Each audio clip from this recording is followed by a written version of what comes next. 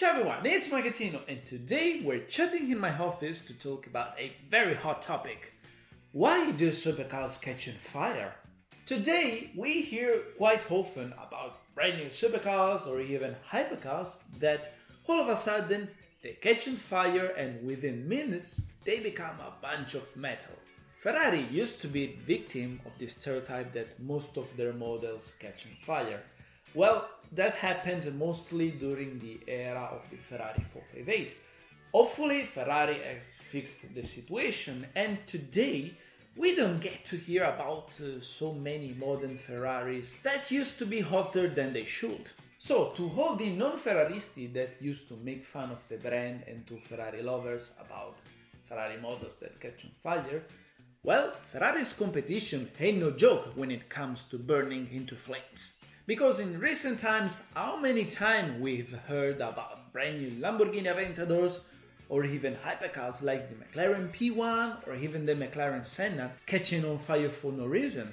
Well, this doesn't happen only on the modern supercars, but even on the older ones. And well, a couple of months ago, I was shocked when I saw the red Ferrari 40 burning in the streets of Monaco. The owner was just sitting in front of the car and looking at it without doing anything because he just had to wait for the firefighters.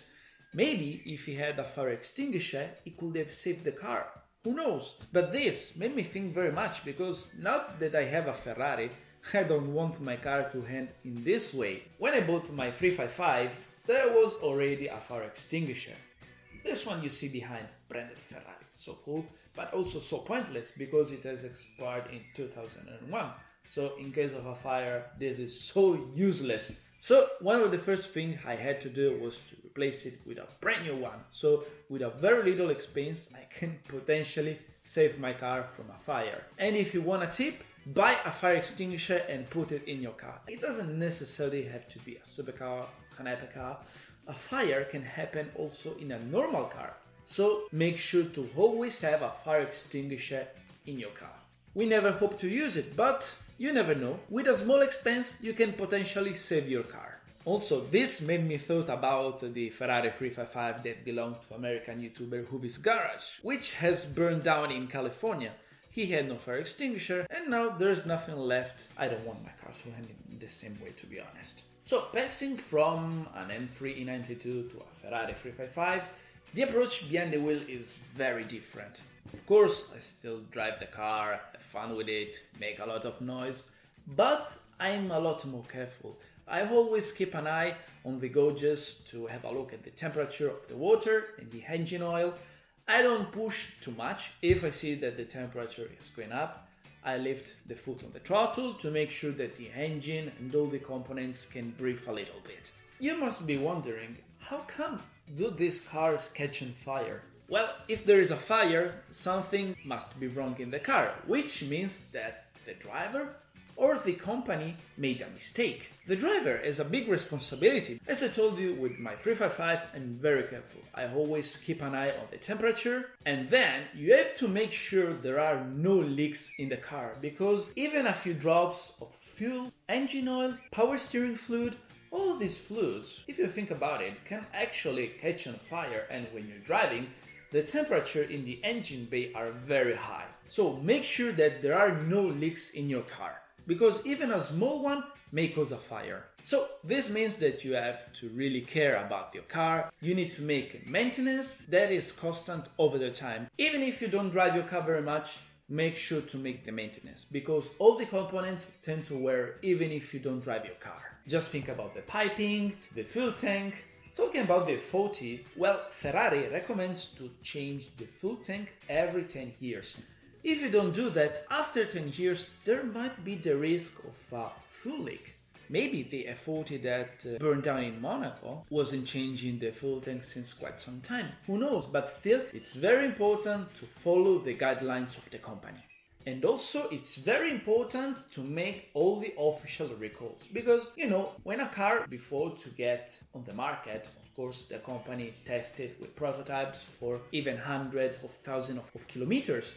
But after years, some defects and problems come, defects that the company doesn't see during the testing. Here's why they make the recall: to make sure to fix all these problems. Recalls usually are free. And looking on the internet, I found out that the 355 was subject to a very important recall.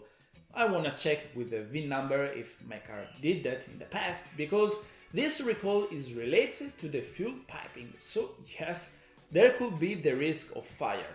This recall was made for 9,402 355.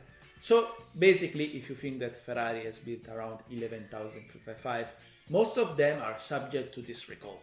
After having looked at the recall for my 355, I was curious and I wanted to see the other recalls made to other Ferrari models, and I found some terrible things actually, because for example, Ferrari did a recall for the Ferrari 456, 550 Maranello and 550 Barchetta, and basically that recall was about the handbrake that could potentially fail. Just imagine, you park your brand new Ferrari at the top of the hill and then you come back later to take your car and it's at the bottom of the street. So yeah, if you want to buy a second-hand Ferrari or a second-hand supercar, exotic car in general, make sure to check out the history if that model had some recalls. Another common defect of the 355 is about the headers, because they tend to crack about time. Ferrari hasn't designed proper headers that will last over the time. They never made a recall about this, so if you have this issue, this will cost you very easily about 3 or 4,000 euros. Many people asked me to make a video about the defects and what to look at if you want to buy a second-hand 355. I will make a video about it in the future, but with this video I hope you have understood that it's very important. No matter what car you drive, you need to keep a fire extinguisher in your car. And I think the next video with the 355 will be rather smoky. Hopefully the smoke will come from the rear tires and not the engine bay, but yeah, I'm preparing some very good content with the Ferrari. I cannot wait to share it with you. I hope you guys did enjoy the video, make sure to subscribe to my YouTube channel for more, and as always, thanks for watching. Ciao!